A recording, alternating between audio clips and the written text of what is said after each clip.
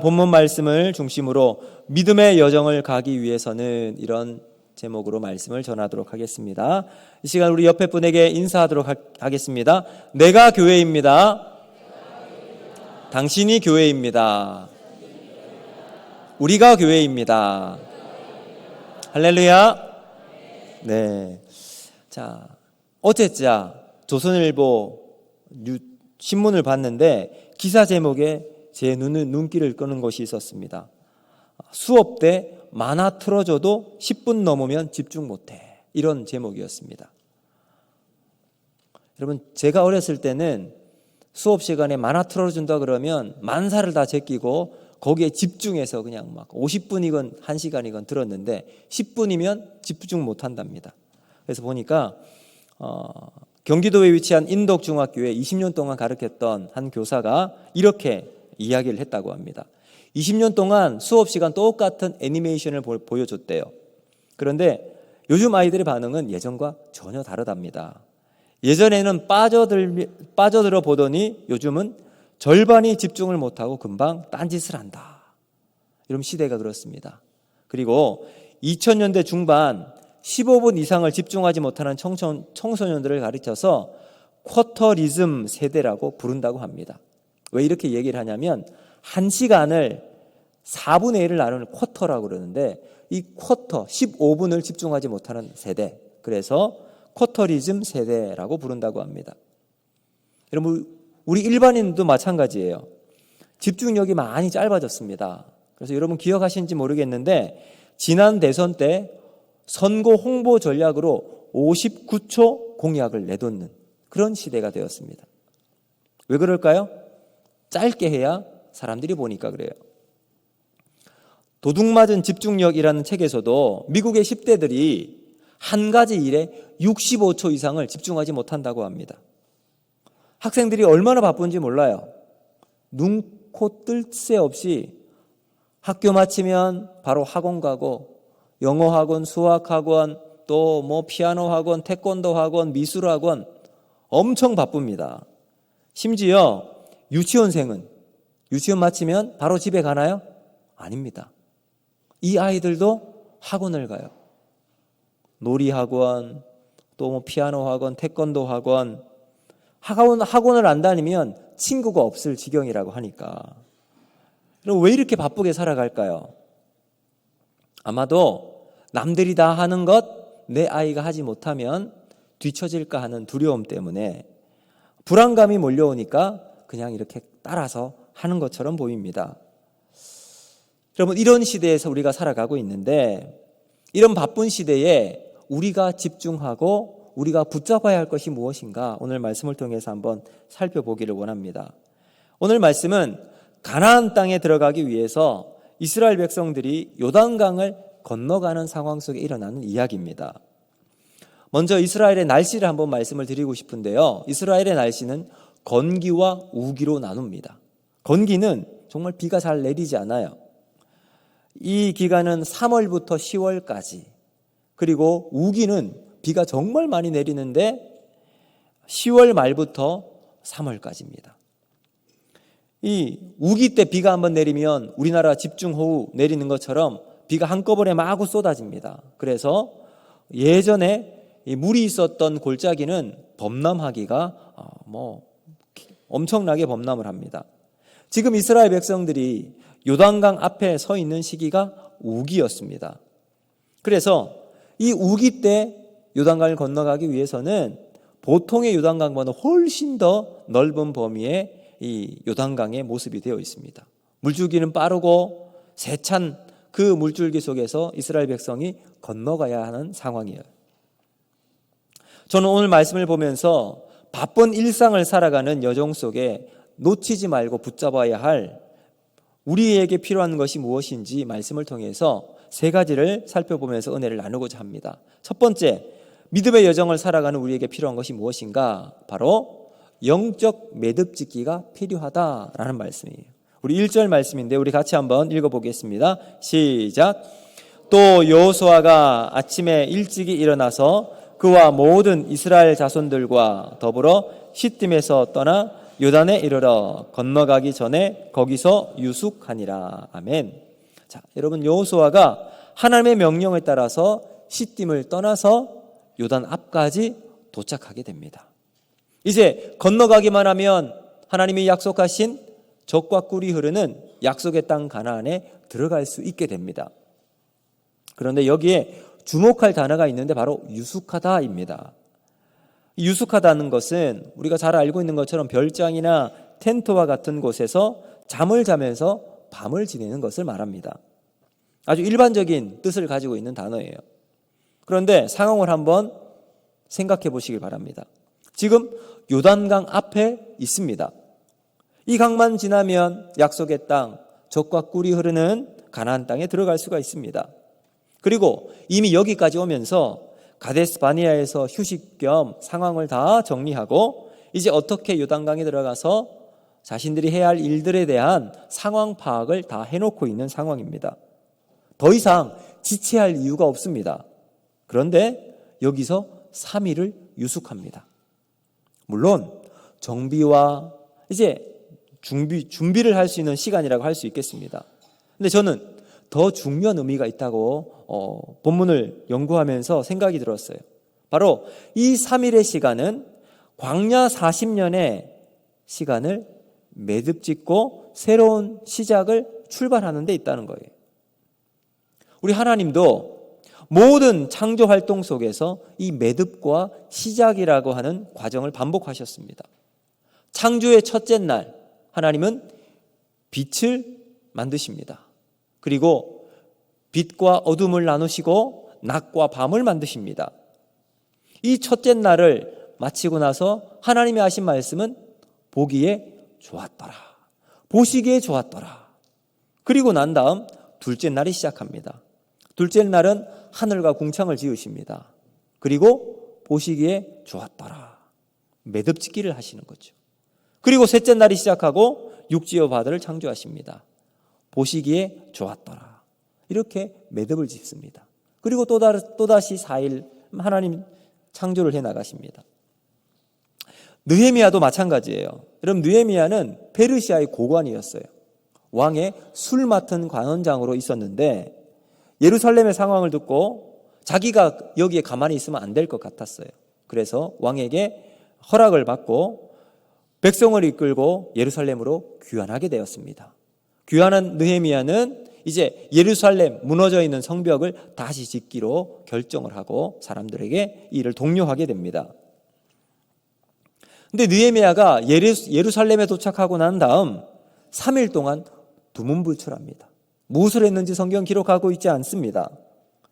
그리고 아무도 모르는 그 3일이 지난 다음 날 새벽 무너진 성벽을 돌아보아요. 무엇을 의미할까요? 이전의 일에 대한 매듭짓기와 이제 새로운 시작을 계획하는 겁니다. 여러분, 창조와 사역의 중요한 원리가 바로 여기에 있습니다. 매듭짓기와 새로운 시작이에요. 우리가 교회에서도 사역을 할 때도 마찬가지 중요한 원리가 여기에 있습니다. 매듭이 없으면 벌어지는 현상은, 여러분, 매듭이 없을 때 일어나는 현상이 어떤 일이 벌어지는가? 우리가 대나무를 통해서 예를 찾을 수가 있습니다. 여러분, 대나무는 다른 나무에 비해서 이 굵기가 별로 굵지가 않잖아요. 그런데 높이 자랍니다. 왜 그럴까요? 일정한 간격을 따라 대나무가 매듭이 있기 때문에 그렇습니다. 그 매듭을 통해서 단단하게 결속을 시키고 또 다른 성장을 이룰 수가 있는 거죠. 만약 대나무가 매듭이 없다면 조금 굵고 굵은 갈대에 지나지 않을 겁니다. 그러므로 바르고 곧게 자라기 위해서는 이 매듭이 필요한 거예요. 오늘 본문 속에서 찾을 수 있는 영적 여정에서 우리가 가져야 할 중요한 영적인 원리가 바로 매듭짓기입니다. 여러분, 우리의 삶에 있어서 중요한 매듭짓기가 뭘까? 저는 본문을 보면서 예배라는 확신이 들었습니다. 하나님께서 천지를 창조하시고 난 다음 보시기에 좋았더라 말씀하시죠. 일상의 삶 속에서 우리는 하나님께 집중하고 말씀의 길을 따라 순종하는 예배자는 늘 하나님을 예배합니다. 그래서 빌립보서 4장 6절과 7절은 이렇게 말씀합니다. 우리 같이 한번 읽어보겠습니다. 시작. 아무것도 염려하지 말고 다만 모든 일에 기도와 간구로 너희 구할 것을 감사함으로 하나님께 아뢰라. 그리하면 모든 지각에 뛰어난 하나님의 평강이 그리스도 예수 안에서 너희 마음과 생각을 지키시리라. 아멘. 뭐라고 말씀하시죠? 모든 염려와 걱정은 다 내려놓고 기도와 간구로 하나님께 구하라. 뭐예요? 예배하라는 거죠. 하나님께 예배할 때 우리의 인생을 하나님이 인도해 주실 줄로 믿습니다. 오늘 같은 주일 오전 11시 예배 마음을 모아서 하나님께 예배를 드리는 우리의 모습을 하나님 기뻐하실 겁니다. 그런데 이것만이 예배가 아니에요. 우리의 진정한 예배는 언제 시작하는가? 모든 성도들이 함께 드리는 이 예배를 마치고 난 다음 진정한 삶의 예배가 여러분의 삶의 현장 속에 다시 시작해야 합니다. 일상 속에서 조용히 말씀을 읽고 묵상하고 하나님께 기도하면서 하나님의 뜻을 우리 속에 채워나가는 과정을 통해서 하나님의 임재를 경험하고 하나님 앞에 예배하는 삶을 우리가 살아갈 수 있게 됩니다. 그래서 로마서 12장 1절은 이렇게 말씀합니다. 우리 같이 한번 읽습니다. 시작. 그러므로 형제들아 내가 하나님의 모든 자비하심으로 너희를 권하노니 너희 몸을 하나님이 기뻐하시는 거룩한 산 제물로 드리라. 이는 너희가 드릴 영적 예배니라. 아멘. 여러분 여기에 몸이라는 단어가 나오죠. 이 몸은 육체를 말하는 것보다는 매일 순간순간마다 우리의 삶이 예배 연장임을 의미하는 거예요. 때로는 바쁘고 힘든 일터에 작업을 다 마치고 자리에 앉아 잠깐 휴식을 취할 때에 그때 내 마음을 주님께 드리며 기도하는 거예요. 하나님, 일할 수 있어서 감사합니다. 또 휴식을 통해서 하나님을 다시 기도할 수 있으니 감사합니다. 그럼 집안일을 끝내고 그러면 설거지를 하고 청소를 하고 여러 가지 일들을 치우고 난 다음 식탁 의자에 앉아 있을 때 하나님께 기도하는 겁니다. 하나님 감사합니다. 오늘 일터에 나간 남편을 지켜주시고 학교에 간 아이들 지혜롭고 건강하게 자랄 수 있도록 지켜주시옵소서. 온 가족 하나님께 감사와 영광을 돌리는 가정이 되게 하여 주시옵소서. 이런 믿음의 기도를 우리의 일상 속에서 드리는 거예요. 여러분 이와 같이 주어진 시간 속에 매 순간순간마다 매듭을 짓는 겁니다. 예배로 매듭을 짓고 말씀으로 매듭을 짓고 기도로 매듭을 짓는 삶을 통해서 우리의 믿음이 하나님 앞에 더욱더 온전히 나아갈 수 있게 됩니다. 하루를 매듭 짓기 위해서 일과를 마치고 잠자리에 들기 전에 하나님과 시간을 가지는 이 말씀과 기도로 우리의 하루를 매듭 짓는 삶을 살아가시길 바랍니다. 조용히 무릎을 꿇고 하나님과 독대하는 시간을 가지십시오. 그리고 하루를 돌아보면 내가 잘못되었던 것, 내가 하나님 앞에서 온전치 못했던 모든 것들을 회개하고 다시 하나님의 은혜 가운데 살아가는 이러한 삶을 살아가고 또 감사할 것 감사하고 하루를 마무리하는 저와 여러분이 되기를 바랍니다. 그리고 또 다른 하루가 시작할 때 기대하는 마음으로 하나님께 기도하고 하나님의 임재와 하나님과의 동행을 기대하며 살아가는 삶을 통해서 우리의 삶이 더욱더 하나님과 친밀한 삶을 살아가는 은혜가 있게 될 줄로 믿습니다. 그럴 때 하나님이 은혜로 여러분의 삶을 인도하시고 지켜주시고 역사해 주실 줄로 믿습니다. 두 번째, 믿음의 여정을 가기 위해서 필요한 것, 바로 하나님의 뒤를 따라가야 한다라는 겁니다. 여러분 오늘 본문 말씀 보면 3일이 지난 다음 마침내 이스라엘 백성들이 기념비적인 가나안 입성이 시작됩니다. 우리 3절과 4절 말씀 같이 한번 읽어보겠습니다. 시작. 백성에게 명령하여 이르되 너희는 레위 사람 제사장들이 너희 하나님 여호와의 언약궤 매는 것을 보거든 너희가 있는 곳을 떠나 그 뒤를 따르라. 그러나 너희와 그 사이 거리가 2000규빗쯤 되게 하고 그것에 가까이 하지는 말라. 그리하면 너희가 행할 길을 알리니 너희가 이전에 이 길을 지나보지 못하였음이니라 하니라. 아멘. 자, 이제 눈앞에 요단강을 건너야 하는데 백성들이 지켜야 할 규칙을 이야기합니다. 이제 제사장들이 언약궤를 메고 요단강을 향해서 걸어 나가게 될 텐데 그때 백성들이 제사장들을 보고 따라가라 이렇게 말합니다. 백성들이 제사장 뒤를 따라 그 길을 행해라 이런 말을 하고 있어요. 여러분, 가나안 땅은 이스라엘 백성들이 한 번도 가보지 않은 곳입니다. 미지의 땅, 어디에 무엇이 있는지 정보도 없고 경험도 없습니다. 그런 상황 속에 언약궤가 상징하는 하나님이 앞서 가시는 겁니다. 얼마나 감사합니까? 마치 내비게이션처럼 하나님의 완벽한 인도하심이 이스라엘 백성을 인도하고 계시다는 분명한 약속의 말씀입니다. 하나님을 앞세우는 인생은 실패가 없을 줄로 믿습니다. 모든 영적 성공을 한번 보시면 언제나 하나님을 앞세우는 이스라엘 백성처럼 언약궤가 앞서 나가는 인생이 있습니다. 요단강을 건너는 과정 속에 이스라엘 백성들과 하나님이 함께 하시는 증거가 바로 이 언약궤입니다. 하나님의 임재여 임마누엘의 상징인 이 언약궤를 앞서 나가는 이스라엘 백성의 행진의 모습. 이 언약궤 안에는 세 가지 중요한 것이 있습니다. 언약의 두 돌판이 있고요. 아론의 쌍난 지팡이 그리고 만나를 담은 항아리가 있습니다. 여러분, 이 세 가지는 한 가지 한 가지가 다 하나님의 놀라운 기적의 증거잖아요. 하나님께서 약속해 주신 언약의 말씀, 이것이 십계명, 두 돌판이 그 가운데 있습니다. 아론의 쌍난 지팡이 그리고 만나, 모든 것이 하나님의 기적이 하나님의 인도하심의 증거입니다. 자, 근데 이 세 가지 증거는 무엇을 우리에게 말하고 있는가? 바로 이 모든 기적의 현장 속에 하나님이 다 행하셨다는 거예요.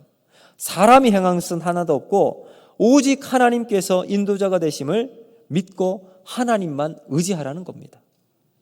근데 여기에 백성들이 언약궤를 따라가는데 거리를 두라고 말해요. 얼마나 거리를 두라고 말합니까? 2000규빗. 여러분, 2000규빗은 약 1km 정도라고 보시면 됩니다. 자, 언약궤를 맨 제사장이 앞서 나가고 1km가 지나고 난 뒤에부터 이스라엘 백성들이 쭉 따라가는 겁니다. 언약궤와 백성 사이 거리가 약 1km가 있습니다. 자, 그러면 왜 1km의 간격을 두고 있을까요? 아마도 언약궤를 저 앞에 두어야 뒤에 오는 백성들이 언약궤가 어디 있는지 눈으로 보고 따라갈 수 있기 때문에 이것이 첫 번째 이유일 겁니다. 그래서 언약궤에 대한 초점을 잃지 않고 그대로 따라가라, 이런 의미가 여기 담겨 있을 겁니다. 여러분, 이런 속담도 있잖아요. 제자는 스승의 그림자도 밟지 않는다. 그만큼 스승을 향한 사랑과 존경의 마음을 담고 있는 것처럼 이 언약궤를 1km 뒤에서 백성들이 따라가라는 것은 하나님을 향한 경외심의 표현이라고 말할 수가 있을 겁니다. 그런데 여러분, 여기에서 이 1km의 거리가 왜 중요한지 축구나 농구와 같은 팀 경기에서 찾아볼 수가 있습니다. 여러분, 지금 이 우리나라 축구가 아시안컵 축구를 하고 있잖아요. 여기에서 각 나라 축구마다 축구의 포메이션이 있습니다. 3-4-3, 3-5-1 이런 형식으로 각각 포지션을 정하고 있어요. 축구는 11명의 팀 스포츠인데요. 한 명의 뛰어난 스타 플레이어가 축구를 다 해나갈 수가 없습니다. 우리나라에는 손흥민이라는 아주 월드 클래스 이 선수가 있는데 손흥민이 공격도 하고 수비도 하고 모든 거 다 할 수 없지요. 수비하는 선수가 있고 중간에 미드필더가 있고 공격진이 다 잘 구성이 되어 있어야 좋은 축구를 해나갈 수가 있을 겁니다. 그런데 이 좋은 축구팀이 되기 위해서는 공격과 수비의 간격이 참 중요하다 그래요. 수비와 공격을 조화를 이룰 때 이 선수들 간의 간격을 잘 유지해 나갈 때 좋은 팀이 만들어질 수 있는 거예요. 여러분, 이 원리가 영적인 부분에도 그대로 적용이 된다는 거예요. 하나님과 백성 사이가 간격을 유지해 나가는 것, 이것이 왜 중요한가? 그 답을 우리는 5절에서 찾을 수가 있는데요. 5절 말씀을 같이 한번 읽어보겠습니다. 시작. 여호수아가 또 백성에게 이르되 너희는 자신을 성결하게 하라. 여호와께서 내일 너희 가운데에 기이한 일들을 행하시리라. 아멘. 여러분 여기에 뭐라고 나옵니까? 거룩하라, 성결하라 이렇게 말합니다. 스스로 성결하라. 거룩입니다. 여기에 성결하라라는 말은 히브리어로 가도시입니다. 가도시의 기본적인 의미는 구별하다라는 거예요. 그러니까 이 영적 간격을 유지해 나가는 것, 무엇을 의미할까요? 세상과 구별된 삶을 살아가고 구별된 사람이 되라라는 의미가 담겨 있습니다. 세상과 구별된 사람은 누구일까요? 세상과 다른 가치관을 가지고 살아가는 사람입니다. 세 사람의 그리스도인이 이제 하나님께 헌금을 드리는 것에 대해서 이야기를 하고 있었답니다. 한 사람이 이렇게 얘기해요. 나는 땅에 공평하게 금을 딱 그어놓고 오른쪽에 떨어지는 것은 그리고 동전을 가지고서 동전을 하늘로 던지고 금 그은 곳에 오른쪽에 떨어지는 것은 하나님께 헌금하고 왼쪽에 떨어진 것은 자기를 위해 사용한다. 이렇게 얘기를 했대요. 그러자 옆에 있던 두 번째 사람이 아니 어떻게 하나님의 것을 땅에 금을 그어서 구별할 수 있느냐라고 말하면 자신은 땅에 동그란 원을 그려놓고 공중에 동전을 던져서 이 동그란 원 안에 들어가는 것만 하나님께 드리고 나머지는 자기가 사용한다. 이렇게 이야기를 했대요. 그 이야기를 들은 마지막 세 번째 사람이 나는 하나님 가지고 싶은 만큼 다 가지세요 하고 공중에 던진대요. 그리고 하나님께서 가지고 할 공중 것만 빼고 땅에 떨어진 자기가 다 사용한다고 이렇게 이야기를 했다고 합니다. 그럼 이 세 사람 중에 세상과 구별된 삶을 살아가는 사람 누굴까요? 사실 구별함이라고 하는 말 속에 우리의 욕심이 숨어 있음을 지적하는 이 세 가지 이야기입니다. 세상과 다른 가치관을 가지고 살아가는 사람은 물질의 사용도 다릅니다. 시간의 사용도 다르게 사용합니다. 우리 예수님께서 우리에게 알려주는 가치관, 늘 낮은 것을 바라보라고 이야기해요. 우리 예수님은 하나님의 아들이심에도 불구하고 말구에서 태어나십니다. 그리고 온 지역을 돌아다니며 병자와 가난한 자를 만나실 때마다 고쳐주십니다. 그리고 십자가에 자신의 생명을 버리십니다. 세상과 다른 가치관의 본을 우리 예수님께서 보여주신 거죠. 사랑하는 성도 여러분, 우리 인생에 있어서 세상과 다른 믿음의 가치관을 살아가는 삶은 우리가 하나님을 앞세우고 복음의 가치관을 먼저 살아가고 우리는 그 뒤에서 예수님을 따라가고 믿음의 길을 따라 살아가는 삶일 줄로 믿습니다. 그래서 말씀을 따라 순종하고 믿음의 길을 걸어 나갈 때에 하나님의 은혜가 우리 가운데 임하는 그러한 아름다운 삶이 우리에게 펼쳐지게 될 줄로 믿습니다. 자, 마지막 세 번째, 우리가 믿음의 여정을 가기 위해서 필요한 것은 무엇인가? 바로 믿음의 본보기가 필요하다라는 사실입니다. 제가 중학교 한 1학년, 2학년 되었던 것 같아요. 그때 여름에 태풍이 불었습니다. 저는 그때 집에 없고 저희 친구 집에 있었는데 거기가 사택이었습니다. 교회 바로 옆에 하천이 있었는데 바로 창문을 열면 보이는 곳이었어요. 평소에는 그곳이 물이 졸졸졸 흐르는 그런 아주 작은 천이었는데 태풍이 오고 나니까요, 그 천이 막 어마어마한 물이 막 쏟아지는 겁니다. 이 물줄기가 거대한 줄기가 되어서 힘차게 하천 위를 막 뛰어넘듯이 막 춤을 추고 있는 것처럼 보였습니다. 그럼 지금 요단강을 건너는 이스라엘 백성들의 요단강의 모습이 이와 같지 않았을까요? 요단강이 범람하면서 거대한 물줄기가 되어서 거세게 밀려오고 있는 상황입니다. 이런 물을 보면 금방이라도 집어삼킬 것 같은 그러한 모습 속에 덜컥 겁이 났을 수도 있었을 겁니다. 그런데 6절에 이렇게 말씀합니다. 우리 같이 한번 읽어보겠습니다. 시작. 여호수아가 또 제사장들에게 말하여 이르되 언약궤를 메고 백성에 앞서 건너라 하매 곧 언약궤를 메고 백성에 앞서 나아가니라. 아멘. 자, 여호수아가 제사장들에게 이 언약궤를 메고 먼저 앞서가라 하고 앞서갑니다. 그리고 마침내 요단강에 다다랐습니다. 우리 15절 보시면 이렇게 말씀합니다. 15절 같이 읽습니다. 시작. 요단이 곡식 거두는 시기에는 항상 언덕에 넘쳤더라. 궤를 맨 자들이 요단에 이르러 궤를 맨 제사장들의 발이 물가에 잠기자. 자, 여러분, 그 물이 범람하는 어마어마한 물줄기가 있는 그곳에 제사장의 발이 그곳에 잠겼습니다. 물에 잠기자 어떤 일이 벌어졌을까요? 16절 이렇게 말합니다. 같이 읽습니다. 시작. 곧 위에서부터 흘러내리던 물이 그쳐서 사르단에 가까운 매우 멀리 있는 아담 성읍 변두리에 일어나는 한 곳에 쌓이고 아라바의 바다 여매로 향하여 흘러가는 물은 온전히 끊어짐에 백성이 여리고 앞으로 바로 건널세. 아멘. 자, 여러분 어떤 일이 벌어졌을까요? 제사장이 그 발을 요단강에 첩 넣자 이 요단강이 마치 홍해가 갈라지는 것처럼 벽이 되었습니다.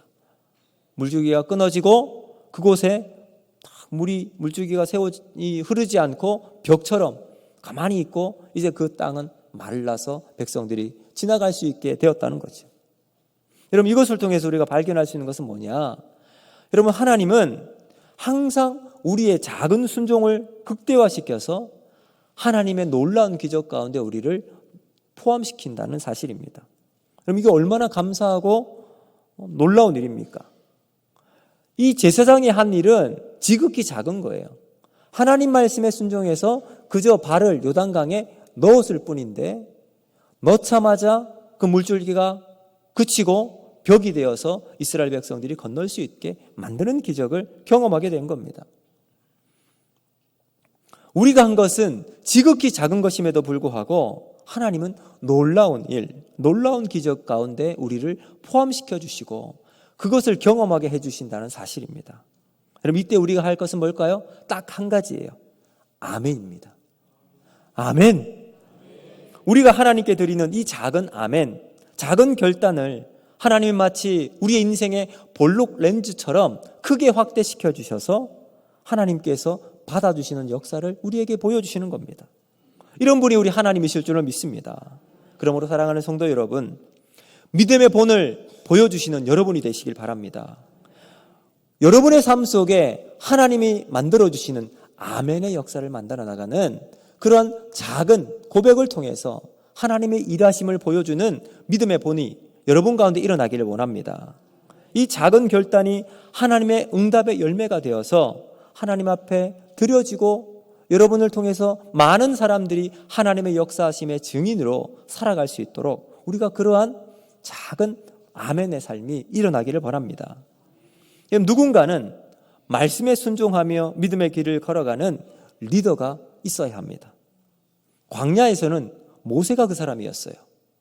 40년 동안 이스라엘 백성을 인도했던 모세가 여러분 아멘의 산 증인이었습니다.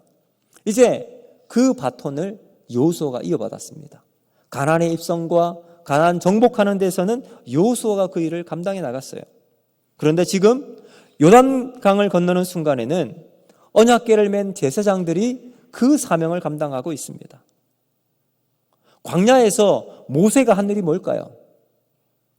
하나님이 모세에게 모세야 너 지팡이로 반석을 쳐. 예, 아멘입니다. 매일 백성에게 아침에 나가서 먹을 만나를 가져가라고 해. 모세가 백성에게 이야기해요. 아멘이죠. 아말렉과의 전쟁을 해 나갈 때에 모세야 너 손을 들고 기도해. 그러면 이길 거야. 아멘 했습니다. 모세의 모든 사역 가운데는 아멘과 하나님을 향한 믿음의 고백을 통해서 기적의 40년이 광야를 통해서 나타나게 되었습니다. 여러분 여호수아가 가나안 입성한 한 일이 뭘까요? 맨 처음 이제 이 요단강을 건너서 첫 성 여리고를 만났을 때 성을 그저 돌라고 했던 하나님의 말씀에 순종합니다. 뭐예요? 아멘이에요. 가나안 땅을 정복해서 전쟁을 하라고 했을 때도 여호수아는 그 말씀에 아멘으로 받아들입니다. 자, 오늘 제사장이 한 일이 뭘까요? 먼저 발을 요단강에 넣으라. 아멘이지요. 이런 믿음의 본을 보이는 것 거창한 것 아닙니다. 먼저 하나님 말씀에 아멘으로 순종하고 그 길을 걸어나가는 거에 있습니다. 그럼 사실 어렵지 않은 거잖아요. 아멘 하는 이 한마디를 통해서 하나님의 역사가 오늘 우리의 삶 속에 나타나는, 여러분 그러한 은혜가 오늘 우리 모든 성도들 가운데 있기를 주님의 이름으로 축복합니다. 네, 사실 말이 쉽지, 아멘 말은 쉽지만 우리의 삶 속에서 아멘으로 하나님 말씀에 순종하고 믿음의 본을 보이기는 사실 쉽지가 않을 겁니다. 그런데 우리가 기억해야 할 것이 있습니다. 하나님 우리를 너무나도 잘 알고 계십니다. 유혹에 넘어지고 시험에 쓰러지는 이런 우리의 성품을 너무나도 잘 알고 계시는 하나님은, 그래서 작은 아멘을 통해서 하나님의 크신 기적을 경험하게 해나가십니다. 오늘 제사장은 작은 순종만 했을 뿐인데 그 작은 순종을 통해서 요단강이 갈라지고 백성들이 그 요단강을 건너가는 놀라운 기적의 현장을 경험하게 되었어요. 여러분 이것이 믿음의 본보기를 살아가는 놀라운 은혜인 줄로 믿습니다. 그럼 누가 먼저 은혜를 맛보게 될까요? 믿음의 본을 보이는 그 사람입니다.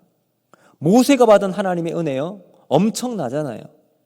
여호수아도 만만치 않았을 겁니다. 오늘 제사장들 역시 그들이 이 놀라운 기적의 현장에 맨 처음 맛보는 기적의 주인공이 되었습니다. 여러분 이것은 오늘 우리에게 중요한 영적인 포인트를 말하고 있습니다. 하나님은 모든 일을 한 사람에게 맡기지 않습니다. 모세에게 모든 것 맡기지 않고 여호수아에게 모든 것 맡기지 않습니다. 각자 필요한 부분들, 필요한 시간에 하나님은 그 사람을 통해서 일해 나가신다는 거죠. 40년 광야에서 모세에게 하나님은 모든 일을 맡기십니다. 그 후 여호수아는 가나안 입성과 정복의 과제를 맡고서 이스라엘 백성을 인도해 나가셨습니다. 지금 요단강을 들어가는 순간에는 언약궤를 맨 이 제사장들을 통해서 하나님은 하나님의 일을 만들어 나가십니다. 필요한 순간, 필요한 때 하나님은 사람을 세우시고 그 사람을 통해서 일해 나가실 줄로 믿습니다. 그 사람이 모세였고 여호수아였고 제사장이었습니다. 이 사람들은 다 믿음의 본을 보였던 사람임을 기억하시길 바랍니다. 오늘도 하나님은 우리를 부르실 줄로 믿습니다. 각자 환경과 여건은 다를 수 있지만 다른 사명과 다른 소명으로 하나님 우리를 부르십니다. 그런데 그 모든 소명은 하나님 앞에서 귀하다는 사실을 기억하시길 바랍니다. 이때 우리가 해야 할 것 아멘입니다. 순종하면서 말씀 앞에 엎드리는 자세. 여기에 제사장들이 아멘하고 순종했더니 뒤따라오던 백성들이요, 이 아멘의 제사장들의 모습을 보고 원망과 불평이 없어요. 하나님의 은혜를 맛보았기 때문입니다. 그러면서 모두 함께 온 백성들이 아멘 하면서 함께 요단강을 건너는 이 기적을 경험하게 되었습니다. 여러분 바울의 사명이 있었고 베드로의 사명이 있듯이 담임 목사인 저의 사명이 있고 장로님의 사명이 있습니다. 교사로서의 여러분의 사명이 있고 또 권사님으로 집사님으로 사명이 하나님이 주신 것들이 있습니다. 그런데 그 모든 사명은 하나님 앞에서 똑같은 가치와 은혜가 있을 줄로 믿습니다. 여러분 하나님은 부자의 헌금을 귀하게 보시고 가난한 과부의 두 렙돈은 여러분 무시하나요? 아니지요. 부자도 가난한 자도 하나님 앞에서 온 마음과 정성을 다해서 드리면 하나님이 기뻐 받으십니다. 조건은 딱 한 가지죠. 하나님 앞에서 온 마음을 드리나. 부자도 가난한 자도 거룩하고 하나님 앞에 드린다면 하나님 앞에 온전히 올려드리는 귀한 것이 되는 겁니다. 중요한 것은 우리가 받은 이 사명 하나님 앞에서 정말 온 마음과 뜻을 다해서 믿음의 본보기로 살아가야 한다는 점입니다. 여러분 하나님이 원하시는 것은 거창하고 위대한 일이 아니라 오늘 나에게 준 작은 일, 이 작은 일에 아멘 하면서 순종하며 믿음의 길을 걸어나갈 때 우리를 통해서 놀라운 하나님의 역사가 일어나는 축복의 삶이 오늘 우리 삶 속에 일어나기를 주님의 이름으로 축복합니다. 이제 말씀을 마치겠습니다. 여러분 믿음의 여정을 걸어나가는 데 필요한 세 가지 오늘 제가 여러분과 함께 나누었습니다. 첫 번째, 믿음의 매듭 짓기입니다. 어떻게 매듭을 지을까요? 예배예요. 오늘 예배를 드리고 난 다음 이제 여러분의 삶의 자리에서 또 다른 삶의 예배로 하나님 앞에 나아가시길 바랍니다. 짧은 순간 일하는 중에 기도하시고 하나님께 감사하며 삶의 자리에서 하나님을 예배하는 우리 모두가 되길 바랍니다. 두 번째, 하나님을 앞세우는 삶이에요. 여러분, 우리가 먼저 앞서 나가지 말고 언제나 하나님을 앞서 나가는데 하나님과의 간격, 이 거룩을 꿈꾸며 살아갈 수 있도록 우리가 이 삶을 살아가야 합니다. 그리고 마지막 세 번째, 믿음의 본보기가 되어야 합니다. 아멘. 순종으로 하나님 앞에서 오늘도 나에게 주어진 이 작은 삶의 자리에서 순종과 하나님 말씀에 대한 은혜로 하나님 앞에 살아가는 저와 여러분이 되어서 이번 한 주간 동안 하나님이 함께 하시는 거룩한 믿음의 여정을 걸어나가는 저와 여러분이 되기를 주님의 이름으로 축복합니다. 이 시간 우리 하나님 말씀